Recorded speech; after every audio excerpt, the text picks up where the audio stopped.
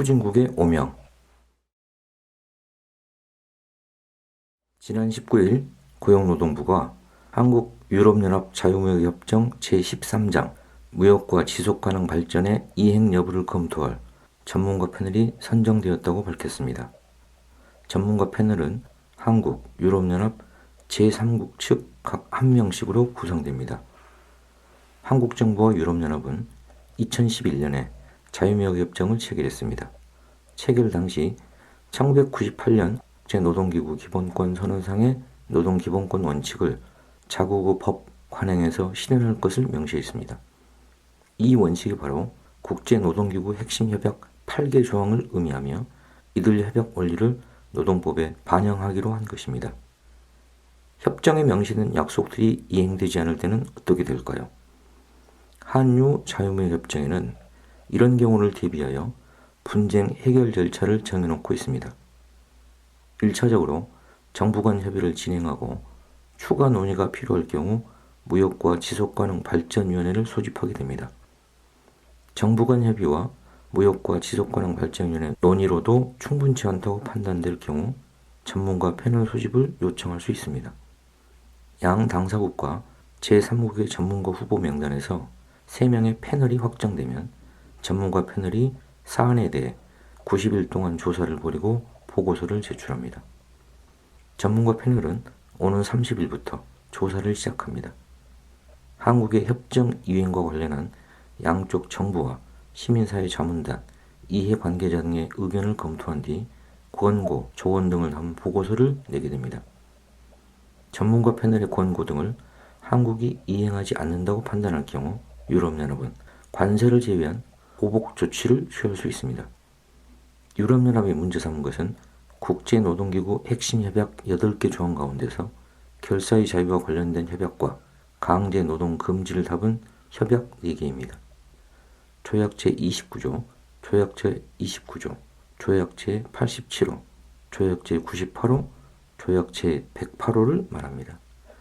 이 4개 조항을 비준하지 않은 나라는 한국을 비롯하여 이름도 낯선 팔라우, 통가, 투발루 등 6개국 뿐입니다. 유럽연합은 자신들의 요구를 지난 초에 문서로 공개했습니다. 한유 자유무역협정 제13장에 따른 의무사항 준수라는 문서를 통하여 유럽연합은 전문가 패널 소집을 요청하기까지 경과를 설명했습니다.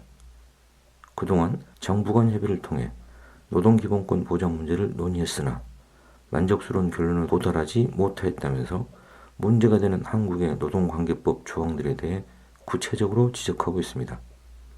첫째, 노동조합법 제2조 1호에 근로자 개념이 너무 협소하다고 지적합니다. 그래서 한국에서는 결사의 자유보험주에 화물운송 노동자 등 자영노동자들은 물론이고 해고자와 실업자들도 배제되고 있다는 것입니다. 이른바 특수고용 노동자들의 노동자성 인정, 그리고 해고자, 실업자들의 결사의 자유가 보장돼야 한다는 지적입니다.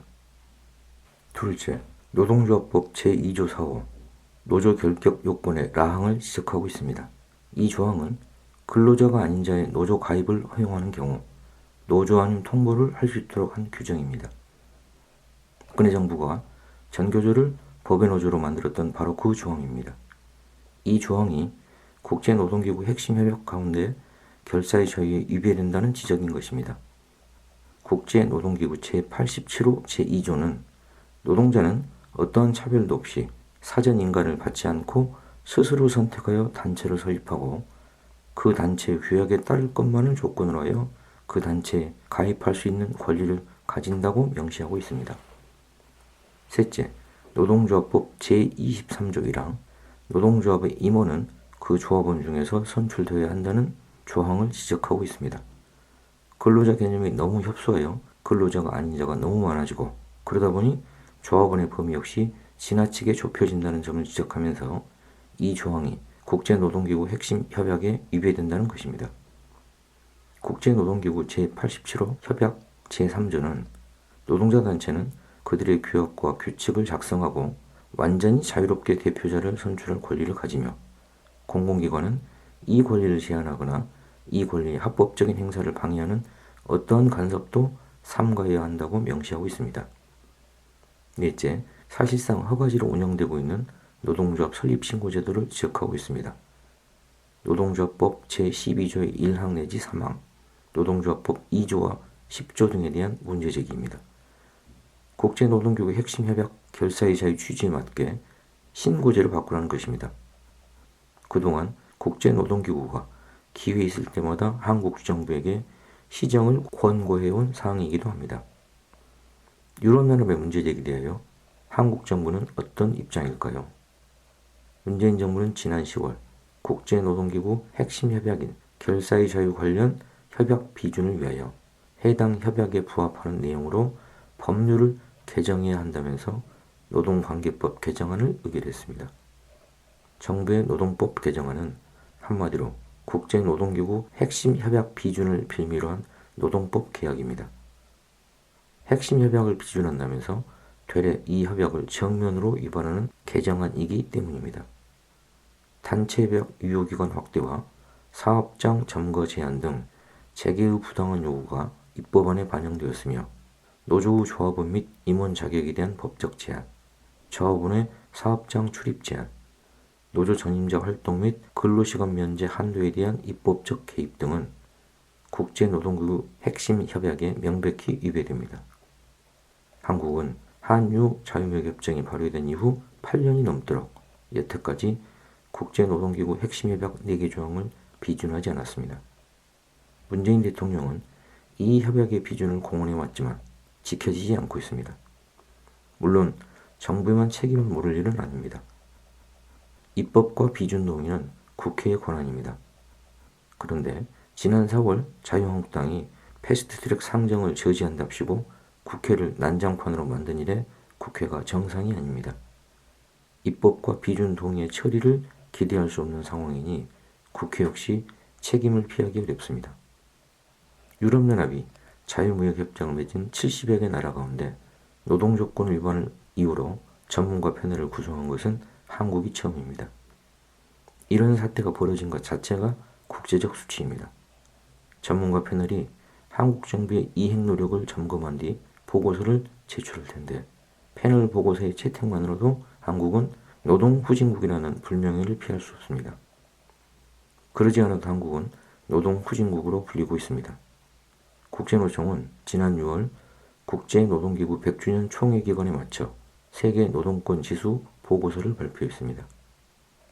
국제노총 세계 노동권 지수는 결사의 자유에 관한 국제노동기구 핵심 협약에 담긴 원칙을 97개 지표로 나타내고 이것이 각국 법 제도 관행에서 잘 보장되고 있는지 점수를 매겨 노동권 종합지수를 1에서 5+까지 6개 등급으로 분류했습니다.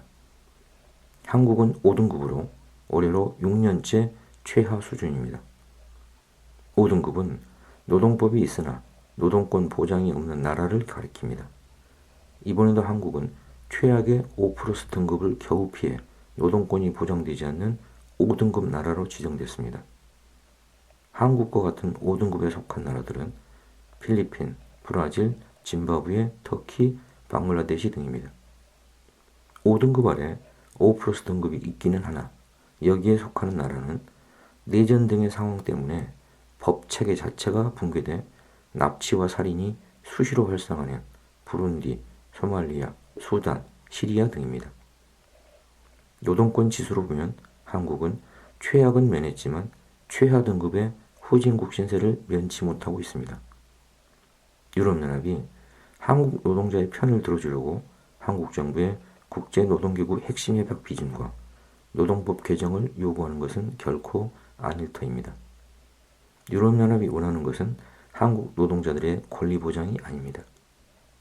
자기들에게 유리한 방향으로 우리나라에게 통상 압력을 가하기 위한 수단으로 활용하기 위한 목적인 게 뻔합니다.